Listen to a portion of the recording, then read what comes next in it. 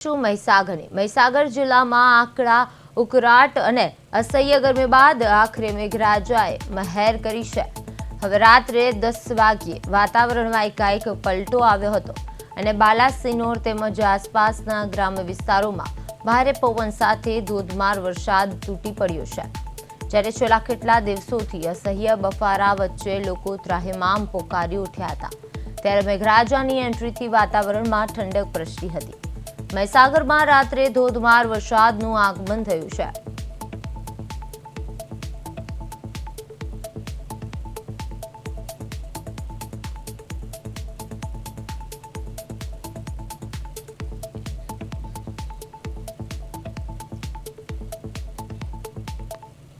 હવે વાત કરીશું છોટાઉદેપુરની। બોડેલીમાં વાતાવરણમાં આવેલા અચાનક પલટા બાદ મેઘરાજાએ ધીમી ધારે હાજરી પુરાવી હતી, જ્યારે વરસાદના આગમન સાથે રસ્તાઓ ભીંજાયા હતા અને વાતાવરણમાં ઠંડક પ્રસરી જતા લોકોને ગરમી તથા અસહ્ય બફારામાંથી રાહત મળી છે। જો કે આ વરસાદ ખેડૂતો માટે હજુ પર્યાપ્ત નથી। ખેતીના કામો માટે વાવણી લાયક વરસાદની જરૂરિયાત સામે હજુ આ મેઘરાજા મન મૂકીને વરસ્યા નથી, જેના કારણે ખેડૂતોમાં નારાજગી જોવા મળી રહી છે।